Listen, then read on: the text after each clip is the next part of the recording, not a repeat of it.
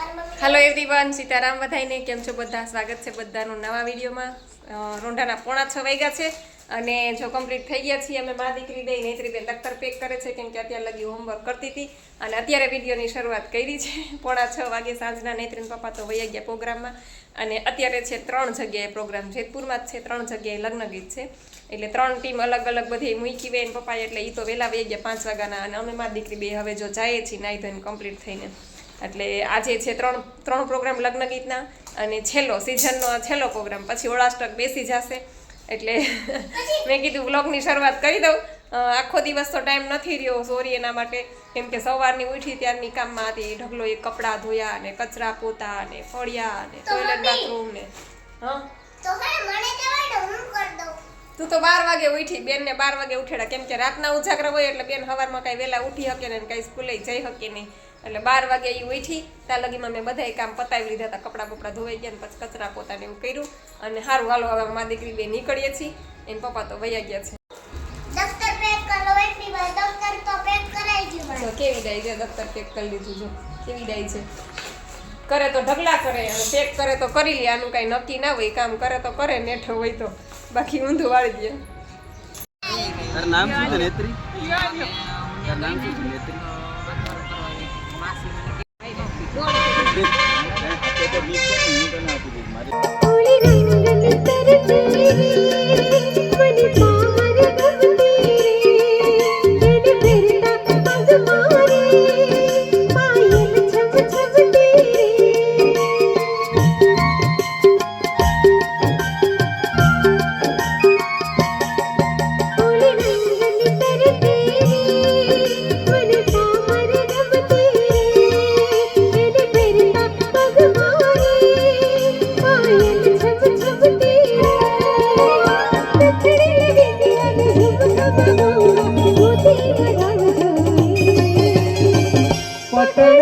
पटोड़ा मोगलायो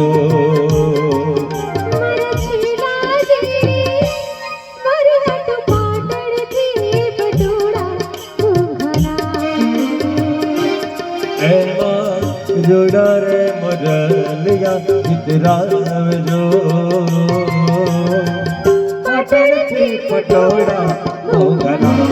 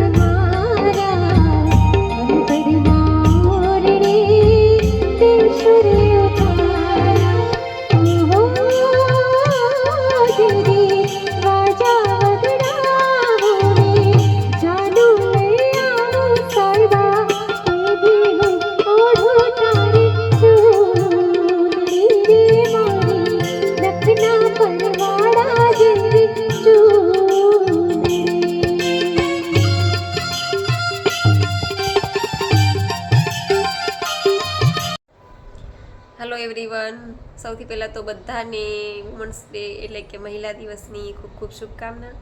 અને સ્ત્રીઓ માટે કોઈ એક જ દિવસ ફિક્સ ન હોય, કેમ કે સ્ત્રીથી જ ઘર શોભે છે। સ્ત્રી વગરનું ઘર છે એ સ્મશાન જેવું લાગે છે। તો બધા મારા યુટ્યુબ આખી મારી યુટ્યુબ ફેમિલી એને મહિલા દિવસની બધાને ખૂબ ખૂબ શુભકામના। અને મહિલા દિવસની સૌથી પહેલી શુભકામના એ માતાને કે જેણે પૃથ્વી પર આપણને જન્મ આપ્યો અને અનેક કષ્ટ સહન કરી આપણને પગભર અને આપણને કાબિલ બનાવવા માટે અતૂટ સ્નેહ અને સદાય આપણી માથે એમના પ્રેમનો વરસાદ વરસાવ્યો। એવી સંસારની તમામ માતાઓના ચરણોમાં મારા કોટી કોટી વંદન। સૌથી પહેલાં તો મા વિશે આપણે જેટલું પણ કહીએ એટલું ઓછું પડે, કેમ કે માનો પ્રેમ એના તોલે તો કોઈ આવે જ નહીં. માં તે માં, બીજા બધા વગડાના વાહ. એટલે નાનપણથી જ જેણે મને જન્મ આપ્યો, મને મોટી કરી, મારી પાછળ રાત દિવસ ઉજાગરા કર્યા, ભણાવી, અવળી મોટી કરી. ત્યાંથી હું સાસરીમાં આવી તો મારા સાસુ, મારા નણંદ, મારા જેઠાણી બધા આપણે સ્ત્રી, એમ કહું ને કે એક સ્ત્રી છે ને એ જ સ્ત્રીની સાચી મિત્ર હોઈ શકે. સ્ત્રીને બધા દુઃખ દર્દ આપણે કહી શકીએ, નો ડાઉટ, કેમ કે પુરુષ વગર પણ બધું અધૂરું જ છે. પણ સ્ત્રી છે તો ઘર ઘર છે. સ્ત્રીને ઘરની લક્ષ્મી એટલે જ કહેવામાં આવી છે કે સ્ત્રી વગરનું ઘર છે એ સ્મશાન જેવું લાગે છે. અને એક આ વુમન્સ ડે છે તો મને એક વાત યાદ આવી છે, તો હું તમારી સાથે શેર કરીશ, પછી કોમેન્ટના જવાબ આપીશ. કે નેત્રીના પપ્પાને કાલે છે ને દાઢમાં દુખાવો ઉપડ્યો. એટલો અસહ્ય દુખાવો થયો ને રાતના કે ન પૂછો વાત. એટલો દુખાવો, આમ સૂતા સૂતા છે ને આમ કરીને આમ કરીને, કારણ કે આ બધું એવું દુખે દાઢને હિસાબે. એને એમ થયું કે હું દાઢ ખેંચીને કાઢી લઉં, એટલો બધો અસહ્ય દુખાવો થયો એને. એટલે હું એને પૂછું કે શું થાય છે તમને? નેત્રી પૂછે કે પપ્પા શું થાય છે? વળી બોલી શકે એવી હાલત નહીં. પછી સવારે કહેતા હતા મને કે એટલો બધો મને ભયંકર દુખાવો થયો ને કે કદાચ તું હોત ને તો તું રાડું પાડત, ઠેકડા મારતી, કે એટલો ભયંકર દુખાવો થયો મને. એટલે મને તરત જ એક વાત યાદ આવી કે હું થોડીક છે ને આમ નબળી છું. એટલે નબળી એટલે કે દુખાવો સહન ન થાય મારાથી, મને માથું દુખે તો એ મારાથી સહન ન થાય, એટલી એમ નબળી છું ટૂંકમાં એમ. મને ત્યારે વાત યાદ આવી કે નેત્રીન પપ્પા એવું કહે છે કે તું હોત તો તું ઠેકડા મારત, એટલો બધો અસહ્ય દુખાવો થયો, તારાથી સહન ન થાય એટલો બધો દુખાવો. તો મેં કીધું આ બધી સ્ત્રીઓ છે, બધી સ્ત્રીઓ આ પરિસ્થિતિમાંથી પસાર થઈ હોય છે. જેમ કે ડિલિવરી ટાઈમે એટલો બધો મેં તો એ દુખાવો નથી મહેસૂસ કર્યો, જોકે મારી તો ડિલિવરી સીઝર ડિલિવરી છે એટલે મને એ ફીલ નથી થયું. પણ એક છે કે મને એ વાતનો અફસોસ છે કે મારી સીઝર ડિલિવરી થઈ, કેમ કે ડૉક્ટરને મેં ચોખ્ખી ભાષામાં કહી દીધું હતું કે મારે નોર્મલ ડિલિવરી કરવી છે. મને કે તમે નબળા છો ને બાળક હેલ્ધી છે, કારણ કે નેત્રી 3.5 કિલોની હતી. તો એ કે બાળક હેલ્ધી છે ને ત્યારે છે ને કોરોના સમય ચાલતો હતો, એટલે કોઈ હોસ્પિટલમાં કોઈ જવાબ દેતું નહોતું. એ કે આ સમયમાં કોમ્પ્લિકેટેડ કંઈ થાય રાતના ડિલિવરી ટાઈમે આ છે તે છે તો આપણે તમને મારે રાજકોટ શિફ્ટ કરવા પડે, અથવા તો ડૉક્ટરને કોઈને અહીંયા બોલાવવા પડે તાત્કાલિક. તો એ બધું પોસિબલ ન બને, એના કરતાં આપણે કે સીઝર ડિલિવરી કરી નાખીએ, એવું બધું ડૉક્ટરે અમને કીધું. અને તોય હું ના જ પાડતી હતી. 9 મહિના પૂરા થયા અને ડૉક્ટરે તો એવું કીધું હતું કે 9મો મહિનો બેઠો ને એટલે અઠવાડિયા પછી તરત જ કીધું કે હાલો સીઝર કરી નાખીએ.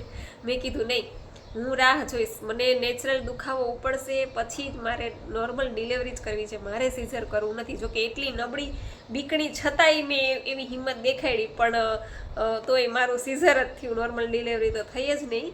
કેમ કે પછી બધા ઘરના એવું કહેતા હતા કે ડૉક્ટર આટલું કહે છે ને, એક તો અત્યારે કોરોના છે, હોસ્પિટલમાં કોઈ રાખવા તૈયાર નથી, કારણ કે ત્યારે કોરોના સમય હાલતો હતો એટલે કોઈ હાથ ચાલવા તૈયાર નહોતું. એ કે નહીં ને કાંઈ થાય કરે તો આપણે ક્યાં જાય રાજકોટમાં અને આમ ને તેમ ને બધી.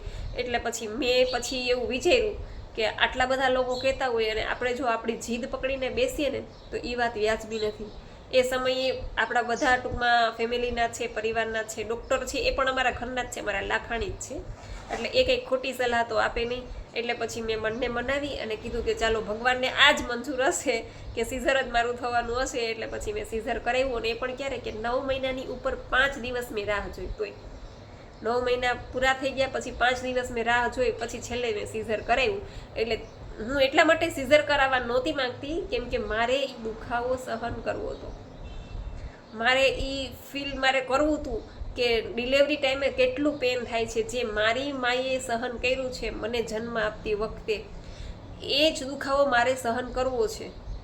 અને આપણે એમ કહીએ ને કે આપણા માવતરે આપણા માટે શું કર્યું, તો એણે જે દુખાવો સહન કર્યો, 9 મહિના આપણને પેટમાં રાખ્યા ને દુખાવો સહન કરી આપણને જન્મ આપ્યો, એટલી પીડા વેઠી અને આપણને અવડા મોટા કર્યા, અને પછી આપણે મોટા થઈને એ જ મા બાપની સામે બોલીએ કે તમે અમારા માટે શું કર્યું, તો એનાથી મોટી દુઃખની વાત બીજી કોઈ છે જ નહીં. એટલે સૌથી પહેલાં તો મારી માને કોટી કોટી વંદન. પછી દરેક મારા ટીચર્સ છે, મારા શિક્ષકો છે, એ બધા પણ મને દીકરીની જેમ જ રાખતા. ત્યાર પછી અહીંયા સાસરીમાં મારા સાસુ છે, મારા નણંદ છે ને મારા જેઠાણી, અને હજી પણ એમાં બાકી રહી જતું હતું તો આપણે બધા મળ્યા, તમે લોકો બધા મળ્યા, મને તમારા લોકોનો પ્રેમ, લાગણી, સાથ સહકાર અને એટલી બધી મજા આવે છે મને તમારા લોકો જોડે કે ટાઈમ નથી છતાં પણ હું ટાઈમ કાઢી અને તમારી જોડે વાતો કરવા બેસી જાઉં છું. તો મારી આખી યુટ્યુબ ફેમિલીને પણ મહિલા દિવસની અનેક અનેક શુભકામના. અને બસ હવે વધારે વાતો નથી કરવી, આ તો મને યાદ આવી ગયું તો મેં કીધું કે લાવ તમારી જોડે શેર કરું અને બસ હવે બધી કોમેન્ટના જવાબ આપી દઉં. મીતાબેન પરમાર કહે છે કે હાય દી કેમ છો? એનીમાં લીધા પછી એક ફાયદો છે કે ભૂખ અને તરસ લાગતી જ નથી. 100% સાચી વાત છે. એનીમાં કર્યા પછી તમને 5-6 કલાક તો તમારું બોડી પાણી માગશે જ નહીં, ભૂખે નહીં લાગે અને તરસે નહીં લાગે. ગમે એમાં તડકામાં તમે જાશો ને તો એ 5 થી 6 કલાક તો તમારું બોડી પાણી માગશે જ નહીં. પાણી ક્યારે માગે બોડી? કે આપણે રાંધેલું ખાઈએ. કાચું ખાતા હોય ને એટલે તરસ લાગે જ નહીં, કારણ કે એમાં ભરપૂર પાણી છે. અને પ્લસ કે આપણે એનીમામાં પાણી ચડાવી દીધું, આપણા આતેડાને પાણી મળી ગયું, એટલે પાણીની જરૂર કોને પડે? માનો કે આપણે રોટલી છે, રોટલીનું જ્યુસ બનાવવું હોય તો આપણે એમાં પાણી નાખવું પડે. પાણી નાખીએ તો જ એનું જ્યુસ થાય ને. ભલે મિક્સરમાં તમે ક્રશ કરો તો એમાં પાણી નાખો તો જ એનું જ્યુસ બને. ભાખરી છે કે રોટલો છે કે કાંઈ પણ. તો એની સામે આપણે એક્ઝામ્પલ લઈએ કે આપણે ટમેટાનું જ્યુસ બનાવવું છે તો એમાં પાણીની જરૂર ન પડે. મોસંબી, સંતરા આ બધા જ્યુસ બનાવીએ તો એમાં ભરપૂર પાણી છે. દ્રાક્ષ છે, એમાં પાણીની જરૂર પડતી જ નથી. એટલે આપણે એક તો કાચું ખાઈએ છીએ અને પાછું ઉપરથી આપણે આતેડાને પાણી આપીએ છીએ એનીમા દ્વારા. એટલે આપણે પાણીની તરસ નથી લાગતી, ન તરસ લાગે કે ન ભૂખ લાગે. એટલે જ કહું છું કે જેનો એનીમા પ્રોપર થશે ને એ લોકોને નિર્જળા કરવામાં કોઈ તકલીફ નહીં થાય. એ લોકો આસાનીથી 6 કલાકના નિર્જળા તો કરી જ નાખશે. એટલે એનીમા સવારમાં પ્રોપર થયો ને એનો આખો દિવસ સુધરી ગયો. એટલે પાણીની કે જમવાની જરૂર પડતી નથી. અને પાછું આપણે કાચું ખાઈએ છીએ એમાં બધામાં ભરપૂર પાણી છે, એટલે પાણી આમેય આપણું બોડી માગશે જ નહીં. પછી મિની પ્રાશિલ્પાબેન કહે છે જય સ્વામિનારાયણ જાગુબેન, જય સ્વામિનારાયણ. પછી કોમલબા પરમાર કહે છે જય માતાજી, જય માતાજી બેન. પછી જ્યોત્સનાબેન કહે છે જય માતાજી બેન, જય માતાજી. રિધિબેન કહે છે જય માતાજી, જય માતાજી બેન. પછી પંકજ રાજ એવું આઈડી છે અને કહે છે બેન મારું વજન 90 છે તો શું કરવું? અને મને એનીમાં પોટ ચડતો નથી, મતલબ ચડતો નથી કે જડતો નથી એવું કંઈક સમજાતું નથી. તો એનીમાં પોટ તમને ન મળતો હોય તો તમે આમાં નંબર આપેલો છે, એમાં તમે ફોન કરી અને પૂછી શકો છો. તમારા ઘર સુધી કુરિયર પહોંચી જશે. અને તમારો 90 કિલો વજન છે તો હું તો તમને સજેસ્ટ કરીશ કે તમે આ સિસ્ટમ ચાલુ કરો અને તમારો પણ વજન ઉતરશે. બધાનો મિત્રો છે, ધીમે ધીમે ઉતરે છે. અમુકના બોડી હિલિંગ કરતી હોય તો કોઈનો મહિનામાં 5 થી 7 કિલો પણ ઉતરી જાય છે, કોઈનું ઓછી બોડી હિલિંગ કરતી હોય તો 3 થી 4 કિલો ઉતરશે, પણ વજન તો ઉતરશે જ, ચિંતા ન કરો. કાલે જ એક બેનની કોમેન્ટ હતી કે બેનનો 18 કિલો વજન ઉતરો, જયશ્રીબેન નિમાવત. અને જયશ્રીબેન ખાસ તમે વિડીયો જોતા હોય તો તમારો વિડીયો બનાવીને મોકલજો, જેથી કરીને આપણા આખી યુટ્યુબ ફેમિલીને ખબર પડે. અને તમારા પહેલાંના ફોટો પણ મોકલજો અને અત્યારે તમારો વજન ઉતરી ગયો છે એ ફોટો પણ મોકલજો, વિડીયો મોકલજો બેન બનાવીને. ખાસ મારા માટે નહીં પણ આપણી યુટ્યુબ ફેમિલી માટે. કૃષ્ણાબેન રાહિલ કે છે બ્યુટીફુલ જાગુબેન, થેન્ક યુ કૃષ્ણાબેન. પછી રીટાબેન જીવાણી કે છે કે હાય જાગુબેન, હું રાત્રે એક ટાઈમ જમું છું તો બપોરના શેરડીનો રસ પીવાય? હા પીવાય જ ને. શેરડીનો રસ તમે પી શકો, કેમ કે એ તો નેચરલ છે, એ ચૂલે ચડાવેલો તો નથી. એટલે તમે બપોરે શેરડીનો રસ પી શકો તમારે. પછી દર્શનાબેન ભટ્ટ કે છે કે મારું વજન અટકી ગયું છે. અચ્છા એવું છે, તો તમે થોડાક આગળ વધજો. હવે જો વજન અટકી ગયું હોય તો રાત્રે જમતા હોય તો રાતનું જમવાનું બંધ કરી દેજો, સાવ રો ફૂડ ઉપર જતા રહેજો, એટલે ફરી પાછું ઉતરવાનું ચાલુ થઈ જશે. અત્યારે એક બોમ્બેથી સાવિત્રી બેન કરીને છે, એ અત્યારે સાવ રો ફૂડ ઉપર જ છે ટૂંકમાં. અને એમ કહું કે મસ્ત મસ્ત રેસીપી બનાવીને ખાય છે. મને ફોટા પણ મોકલા છે બેને, એટલે એ ઓલા મોબાઈલમાં છે ને ત્યારે હું તમને બતાવત ફોટા. એક દિવસ એણે કાચા ઢોકળા બનાવેલા છે, પછી એક દિવસ બનાવ્યું હતું સ્પ્રાઉટની ભેળ બનાવેલી છે. એ સ્પ્રાઉટની ભેળ તો જોઈને મને પાણી આવી ગયું મોઢામાં. એટલી મસ્ત ભેળ બની હતી ને સ્પ્રાઉટની. એટલે બેન અત્યારે સાવ રો ફૂડ ઉપર છે. અને હા, બીજું બેન પૂછતા હતા કે વોટ્સઅપમાં મને પૂછ્યું હતું પણ હું ભૂલી ગઈ હવે. એટલે જ કહું છું કે વોટ્સઅપમાં ન પૂછો, તમે મને જે કંઈ પૂછો ને આમાં પૂછો, કેમ કે કોમેન્ટ સામે હોય ને તો હું વચાઈ, અને વોટ્સઅપ બીજા મોબાઈલમાં ચાલુ છે એટલે એ મોબાઈલ મારી પાસે ઓછો હોય, નૈત્રીન પપ્પા પાસે જ વધારે હોય એ મોબાઈલ. એટલે કહું છું તમારે જે કંઈ કામ હોય ને એ મને કોમેન્ટ કરી દેવી. હવે કોમેન્ટમાં બેને પૂછ્યું હતું પણ હવે હું ભૂલી ગઈ છું શું હતું કે હા, સિંગ કે દાળિયા ખવાય એવું કંઈક પૂછતા હતા કે રો ફૂડ ઉપર હોય તો સિંગ કે દાળિયા ખવાય એવું. તો રો ફૂડ ઉપર જ હોય, તમે સાવ રો ફૂડ ઉપર હોય તો ન ખાતા સિંગ કે દાળિયા, અને રાત્રે 10-20% જેટલું ખાતા હોય તો તમે આટલા ખાઈ શકો. ક્વોન્ટિટી સાવ ઓછી રાખજો, અને સાવ રો ફૂડ ઉપર હોય ને તો ન ખાતા. અને બીજું કંઈક બેને પૂછ્યું હતું, શું પૂછ્યું હતું હું ભૂલી ગઈ, હવે યાદ આવશે ત્યારે કહીશ પાછું. પછી એટલે દર્શનાબેન તમે બસ આવું જ કરજો કે રો ફૂડ ઉપર જતા રહ્યો સાવ. અને અમે હવે તો ઉનાળો આવી ગયો છે એટલે એટલી ભૂખે નહીં લાગે, અને હવે ઉનાળામાં તો એવું જ થશે કે ઠંડુ ઠંડુ પીધા કરીએ. તો મસ્ત શેરડીનો રસ છે, પછી દ્રાક્ષનું જ્યુસ છે, પછી કેરીનો રસ છે, પછી તરબૂચનું જ્યુસ છે, એટલું મસ્ત પીવાનું અત્યારે આવશે કે વાત જવા દો. હા, અને ઘણા એવા લોકો મને મિલ્ક પ્રોડક્ટ વિશે પણ પૂછે છે કે રાત્રે છાશ લઈ શકીએ. તો જે લોકોને ઓવરવેટ છે એ લોકોએ તો ટોટલી બંધ જ કરવાનું છે. મિલ્ક પ્રોડક્ટ છે, ડેરી પ્રોડક્ટ છે, બેકરી પ્રોડક્ટ છે, સિંધાલું મીઠું લેવાનું છે, દરિયાઈ મીઠું બંધ કરવાનું છે, ખાંડ છે, બધું ટોટલી બંધ કરવાનું છે. અને જે લોકોને માનો કે 5-7 કિલો જ વજન ઉતારવો છે અને સ્વસ્થ છે, કોઈ રોગ નથી, એ લોકો રાતના થોડીક છાશ, જો કે NDSમાં મિલ્ક પ્રોડક્ટ ટોટલી બંધ જ કરાવે છે. એમ જ કહે છે કે મિલ્ક છે એ ગાયનું દૂધ છે કે ભેંસનું દૂધ છે એ એના બચ્ચા માટે છે, આપણા માટે છે જ નહીં. આપણું બોડી છે એ એનું દૂધ પચાવી જ નથી શકતું. ગાયનું દૂધ એના બચ્ચું જ પચાવી શકે છે, ભેંસનું દૂધ એનું બચ્ચું જ પચાવી શકે છે, કારણ કે ગાયનું વાછડું છે, આપણું બચ્ચું છે એ 6 મહિના પછી તો બેસતા શીખે છે, અને ગાયનું વાછડું છે એ 2 થી 3 વર્ષમાં એ પુખ્ત વયનું ટૂંકમાં થઈ જાય છે. એટલે એના બોડીમાં એવા એન્ઝાઇમ્સ અલગ જ ટાઈપના બનતા હોય છે, આપણી બોડી એને એક્સેપ્ટ કરી જ નથી શકતું. અને એટલે જ જે લોકો દૂધ પીવે છે ને એ લોકો બહુ જલ્દીથી મોટા ફેટી થઈ જાય છે. તમે જોજો, આપણે સ્કૂલમાં છોકરાઓ જતા હોય ને તો આપણે એને શું કહીએ કે રોજ 1 ગ્લાસ દૂધ પીવું જોઈએ, એટલે તમારો ગ્રોથ સારો થાય. ગ્રોથ તો નો ડાઉટ સારો થશે જ, એમાં શંકાને સ્થાન નથી, કે હેલ્ધી તો થશે જ બાળક, તો જાડું થઈ જાય. એટલે આપણે એમ કહીએ કે જો આ દૂધ પીએ તો કેટલું આમ તંદુરસ્ત બાળક થાય. એટલે એ તંદુરસ્ત ખાલી દેખાય પણ અંદરથી છે ને ખોખલું થઈ જાય છે અંદરથી. એટલા માટે ગાયનું દૂધ છે એ આપણા માટે છે જ નહીં, ભેંસનું દૂધ છે એ આપણા માટે છે જ નહીં, એના બચ્ચા માટે છે. આપણી માં પણ આપણને જન્મ આપ્યો ત્યારે આપણને 1 વર્ષ કે 1.5 વર્ષ દૂધ પાયું, પછી આપણને દાંત ભગવાને આપ્યા એટલે માનું દૂધ ભગવાને ખેંચી લીધું.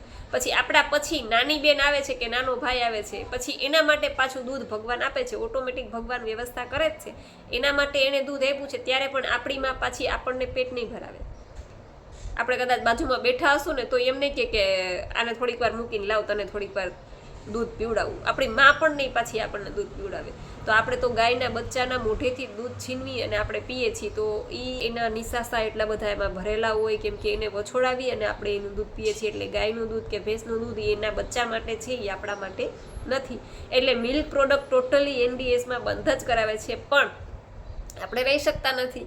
શું કરવું? તો નાળિયેરનું દૂધ તમે કાઢો, નાળિયેરની છાશ કાઢો, માંડવીનું દૂધ કાઢો, બદામનું દૂધ કાઢો, આ બધા દૂધ કાઢી અને એની છાશ બનાવી અને એની છાશ તમે પી શકો. બધા પૂછતા હોય તો મને યાદ આવી ગયું, પણ બધા છે ને હવે વોટ્સઅપમાં મેસેજ કરે છે. પ્લીઝ વોટ્સઅપમાં મેસેજ નહીં કરતા, આમાં કોમેન્ટ કરી દેજો એટલે હું બધાને એકારે જવાબ આપી દઈશ. પછી કિરણબા વાઘેલા કે છે, જય માતાજી જાગુ દીદી, હું સાણંદથી છું અને મારે પણ આ સિસ્ટમ કરવી છે. ઓકે, તમે કરી શકો છો બેન. આપણા વિડીયા ડેઈલી જોજો અને આગળથી પણ વિડીયા જોતા આવજો એટલે તમને ખ્યાલ આવી જશે, અને કોમેન્ટ દ્વારા તમને બધા પ્રશ્નોના જવાબ પણ મળી જશે. પછી હર્ષિતાબેન પટેલ કે છે, જય માતાજી બેન, જય માતાજી બેન હર્ષિતાબેન. અને બીજું એ કે અત્યાર સુધી મને એવું હતું કે આપણા વિડીયો ઓનલી લેડીઝ જ જોવે છે, પણ એવું નથી. ઘણા બધા જેન્ટ્સ પણ વિડીયા જોવે છે અને ઘણા બધા જેન્ટ્સ પણ આ સિસ્ટમ ફોલો કરે છે. વોટ્સઅપમાં અમુક આમાં જેન્ટ્સ છે, અમુક આમાં કોમેન્ટ કરતા એને સંકોચ થતો હોય તો એ લોકો મને વોટ્સઅપમાં પૂછે છે, નૈત્રીના પપ્પાને પૂછે છે. તો એ ખૂબ સારી વાત છે કે એને વિડીયો આગળ ને આગળ શેર કરતા રહેજો, જેથી બધાને ઉપયોગી થાય અને વધુ ને વધુ લોકો આપણે આ સિસ્ટમ સાથે જોડાઈ અને આપણી પણ એક જાતની સેવા થઈ છે. બસ તો આ સાથે જ વિડીયો પૂરો કરું છું. તમને વિડીયો કેવો લાગ્યો એ જરૂરથી કહેજો. લાઈક કરજો, શેર કરજો અને ચેનલમાં પહેલી વાર હોય તો ચેનલને સબસ્ક્રાઈબ કરી લેજો. તો મળશું પાછા કાલે નવા વિડીયો સાથે. ત્યાં સુધી આવજો. જય સિયારામ, જય રામજી કી.